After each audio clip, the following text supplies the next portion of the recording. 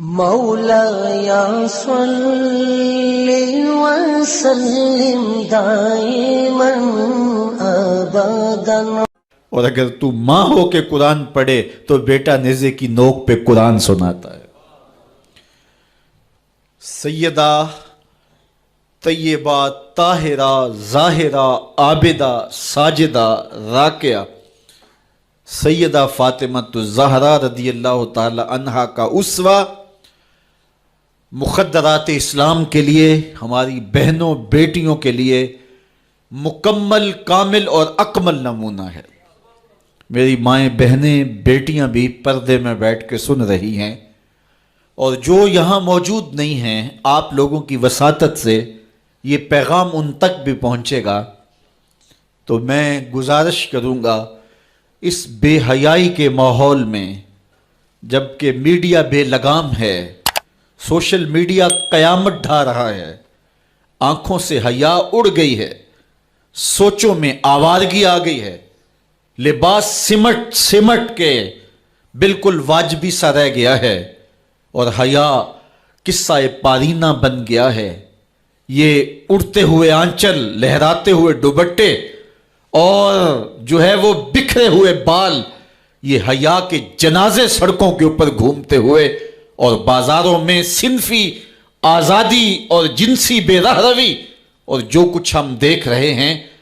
تو آج ہم سیدہ فاطمہ الزہرا کے کردار کو خضر راہ بنائیں۔ اقبال کہتا ہے، مزرعہ تسلیم را حاصل بطول، مادرا را اسوائے کامل بطول۔ مزرعہ تسلیم کی کھیتی کا جو حاصل ہے، جو پھل ہے، وہ سیدہ فاطمہ ہے، اور ماؤں کے لیے کامل نمونہ سیدہ فاطمہ الزہرا رضی اللہ تعالی عنہا ہیں، جن کے آنچل کو مہر و ماں نے بھی نہیں دیکھا تھا۔ خادم کی شوہر کی خدمت بھی کرتی ہیں، بچوں کی تربیت بھی کرتی ہیں۔ آسیہ گردان و لب قرآن سرا، ادھر چکی بھی چل رہی ہے اور لبوں پر قرآن کے نغمے بھی جاری ہیں۔ آسیہ گرداں چکی چلا رہی ہیں، واللب قرآن سرا، اور اقبال کہتا ہے لبوں پر قرآن کے نغمے جاری ہیں۔ جب لبوں پہ قرآن کے نغمے ہو اور آٹا پیسا جا رہا ہو، تو پھر وہ گندم اور وہ آٹا جب بچے کھائیں گے تو پھر حسین ابن علی کے کردار ہی پیدا ہوں گے۔ لیکن تھرکتی تصویریں اور نیم برہنہ شکلیں اور کانوں میں جو ہے وہ میوزک کی آوازیں، اور ماں اس ماحول میں بچے کو دودھ پلا رہی ہو، تو بچہ حسین ابن علی کا جان نشین تو نہیں بنے گا۔ کوئی اداکار تو بن سکتا ہے، کوئی گلوکار تو بن سکتا ہے، لیکن حسین ابن علی کا جان نشین نہیں بنے گا۔ تو ماؤں کو کامل اکمل نمونہ سیدہ فاطمہ الزہرا کا اختیار کرنا چاہیے، اس نمونے کو لے کے اپنی زندگی میں اتارنا چاہیے۔ آج ہم دلیلیں دیتے ہیں، میڈیا سے دلیلیں سنتے ہیں، اسلام تنگ نہیں ہے، تم نے اسلام کے دائرے کو تنگ کر دیا ہے۔ میں ایک ہی بات کہا کرتا ہوں، یہ دلیلیں دینے والے سوچیں کہ رسول خدا کی بیٹی کے پردے کا عالم کیا تھا۔ بس ہمارے لیے وہ نمونہ ہے، وہ کامل اور اکمل نمونہ ہے، اور ہم نے اپنی زندگی اس نمونے کے مطابق گزارنی ہے۔ سیدہ پاک سلام اللہ علیہا کو اس بات کی فکر رہتی تھی کہ ساری زندگی تو میں نے اپنے پردے کی حفاظت کی، مرنے کے بعد جب پٹڑے کے اوپر ڈال کر کے لے جایا جاتا ہے لاش کو، تو اس وقت جسم جھلکتا ہے چھلکتا ہے تو بے پردگی ہوتی ہے۔ تو زندگی میں تو انسان اپنے پردے کی حفاظت کر لیتا ہے، لیکن جب جنازہ اٹھتا ہے تو اس وقت عورت کے جسم کی ڈیل ڈول ظاہر ہو جاتی ہے، اگرچہ اس کے اوپر پردہ پڑا ہوتا ہے۔ اور یہ سخت فکر مند تھی اور بات بھی کرتی تھی۔ حضرت اسماء بنت امیس رضی اللہ تعالی عنہا سیدہ پاک کے پاس بیٹھی تھی، اور یہ وہ خاتون ہیں جنہوں نے حبشہ کی جانب ہجرت کی تھی۔ جب مسلمانوں پر حالات تنگ ہو گئے تو 2 مرتبہ حبشہ کی جانب ہجرت ہوئی ہے، اور تیسری ہجرت جو ہے وہ مدینہ المنورہ کی جانب ہوئی۔ تو حبشہ کی جانب انہوں نے ہجرت کی اور وہاں کچھ وقت گزارا تھا، تو انہوں نے کہا کہ میں نے وہاں ایک منظر دیکھا ہے کہ چارپائی کے چاروں پائے جو ہیں ان کے ساتھ شاخیں باندھی جاتی ہیں، اور شاخیں باندھ کے ان کو پھر آپس میں جوڑ دیا جاتا ہے اور اس کے اوپر کپڑا ڈال دیا جاتا ہے، وہ ایک ڈولی بن جاتی ہے اور اس میں عورت کا جنازہ ہوتا ہے۔ تو جب یہ بات سنی تو سیدہ کی خوشی کی انتہا نہ رہی، کہا یہ تو بہت اچھا ہوا۔ اور سیدہ پاک کا پھر جنازہ پردے کے ایسے ماحول میں اٹھتا ہے اور رات کی تنہائی میں اٹھتا ہے اور بہت تھوڑے لوگ جنازے میں شامل ہوتے ہیں۔ اور پھر سیدہ پاک سلام اللہ علیہا کے پردے کا عالم یہ ہے، اہل سیر نے لکھا ہے کل قیامت کے دن جب میدان حشر میں سیدہ تشریف لائیں گی تو 70,000 حوروں کے جلو میں ہوں گی، اور جب گزریں گی تو آواز آئے گی یا اہل الجمع غدوا ابصارکم لأن فاطمہ بنت محمد حتی تمر، اے نبیوں، رسولوں، پیغمبروں، اے صالحین، نیکوکاروں، اے حشر کے میدان میں جمع ہونے والے لوگوں، اپنی نظریں نیچی کر لو، محمد کی صاحبزادی گزر رہی ہے۔ تو قیامت کے دن بھی اللہ ان کو یہ اعزاز دے گا، ان کو تکریم دے گا، ان کو عزت نصیب کرے گا۔ تو سیدہ پاک کا نمونہ زندگی ہماری مخدرات اسلام کے لیے، ہماری بیٹیوں کے لیے، بہنوں کے لیے کامل، اکمل اور مکمل نمونہ ہے۔ مزرعہ تسلیم را حاصل بطول، مادران را اسوائے کامل بطول۔ تو ان سے ہمیں سیکھنا ہے کہ انہوں نے اپنی ساری زندگی کیسے گزاری۔ آج کی عورت کہتی ہے کہ میں نہیں کر سکتی نماز، روزہ اور یہ امور نہیں بجا لا سکتی، بچوں کا بوجھ اتنا ہے، ان کی تربیت اور ان کو کھانا دینا، ان کو دودھ دینا، بار بار جو ہے وہ ان کا لباس تبدیل کرنا، کب وقت ہوتا ہے، میرے کپڑے بھی ناپاک ہو جاتے ہیں، تو کیسے میں ان کو جو ہے بچوں کو کروں اور اس کے بعد عبادات بھی وقت پہ کر سکوں، تو یہ بڑا مشکل ہے۔ وہ حضرت سیدہ کو دیکھیں کہ آپ اپنے کندھوں پہ مشکیزہ بھی اٹھا کے لاتی ہیں، چکی بھی پیستی ہیں، بیٹوں کی تربیت بھی کرتی ہیں، شوہر کی خدمت بھی کرتی ہیں، اور مصلی بچھا کے جب کھڑی ہوتی ہیں تو ساری رات قیام میں، کبھی رکوع میں، کبھی سجدے میں گزر جاتی ہے، اور پھر کہتی ہیں مالک تیری راتیں اتنی چھوٹی ہیں، تیری بندی کا ذوق بندگی ہی پورا نہیں ہوتا، ایک تو رات اتنی لمبی بنا دے جی بھر کے تجھے سجدہ ہی کر سکوں۔ تو انہیں شکوہ رہتا ہے کہ راتیں اتنی چھوٹی ہیں اور میرا ذوق بندگی ہی پورا نہیں ہوتا۔ سارا دن روزے سے گزرتا ہے، رات قیام میں، رکوع اور سجود میں گزرتی ہے، اور بیٹوں کی تربیت کی تو وہ کائنات نے ایسی تربیت کا جوہر نہیں دیکھا ہے جو سیدہ فاطمہ کے گھر میں پلنے والے بچوں میں تربیت کا رنگ نظر آیا، کہ انہوں نے اپنا خون دے دیا لیکن دین کی آن پہ آنچ نہیں آنے دی۔ تو ان کی زندگی ہمارے لیے، ہماری مخدرات اسلام کے لیے، بہنوں، بیٹی اور ماؤں کے لیے کامل اکمل نمونہ ہے۔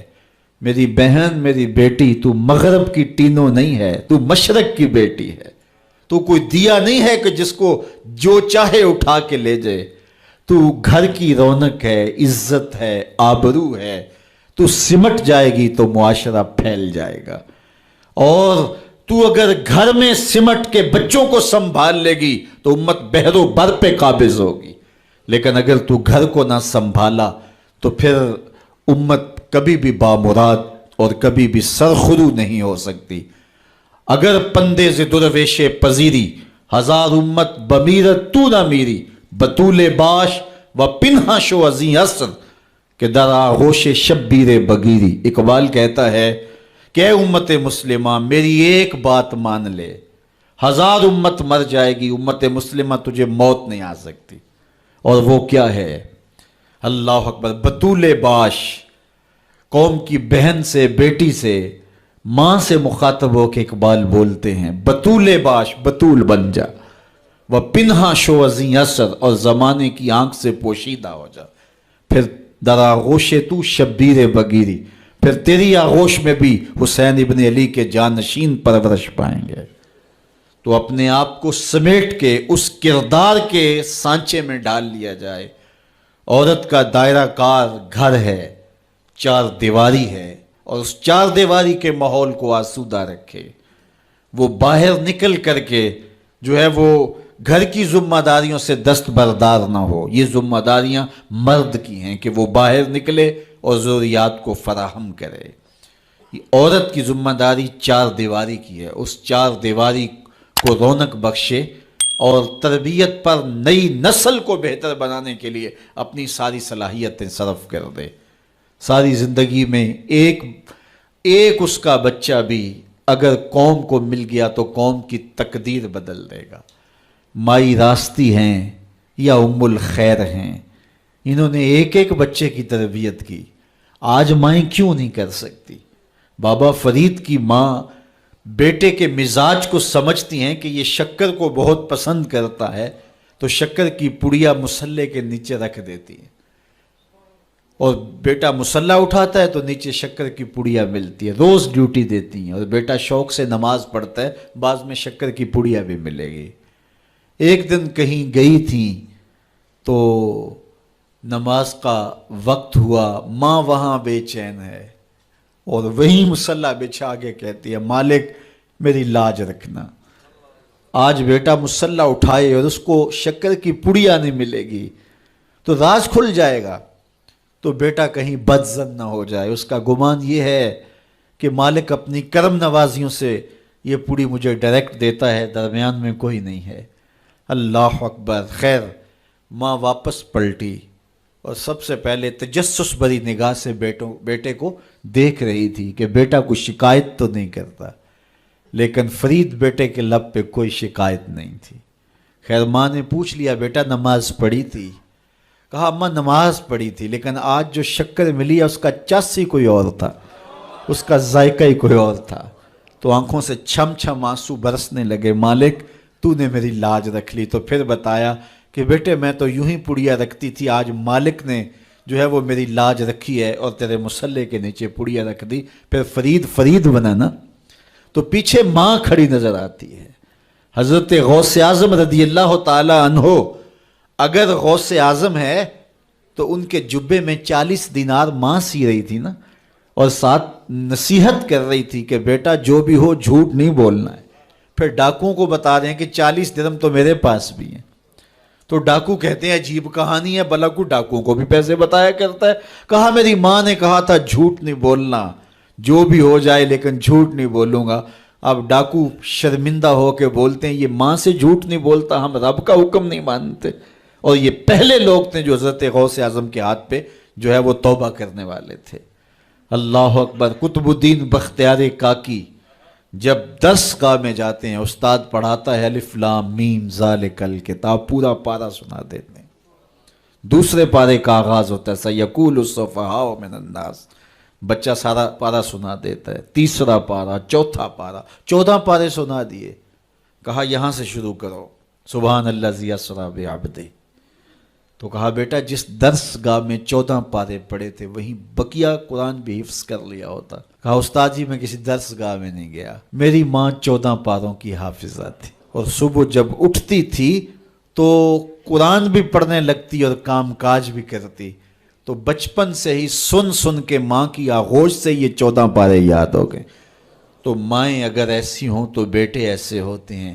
اس لیے ماں کے کردار کو روشن کرنا ہوگا، ماں کے کردار کو بہتر کرنا ہوگا، اور ماؤں کے لیے کامل اکمل نمونہ سیدہ پاک سلام اللہ علیہا کا نمونہ زندگی ہے. اور ان کی زندگی کے ایک پہلو سے روشنی لے کر کے، اجالا لے کر کے مخدرات اسلام کی زندگیوں میں چراغاں کیا جا سکتا ہے، اور ان کی زندگی سے ایک اچھی نسل تیار ہو سکتی ہے. کسی نے کہا تھا مجھے اچھی مائیں دے دو میں تمہیں اچھی نسل دوں گا. تو سیدہ پاک کا اسوہ ہمارے لیے یقیناً کامل اور اکمل نمونہ ہے. اللہ تعالیٰ ان کے نقوش پاک کی برکتیں اور ان کے وجود سے وابستہ رحمتیں ہماری ماؤں، بہنوں اور بیٹیوں کو نصیب فرمائے. اور آج کی اس مجلس میں ہم ان کی وساطت سے اللہ کی بارگاہ میں دعا کرتے ہیں، اے اللہ حیا سوز ماحول سے اس امت کو نجات عطا کر دے، اور اس امت کو پھر عظمت پارینہ و رفتہ عطا کر دے، اور قوم کی بیٹیوں کو اسوہ بطول پہ گامزن کر دے.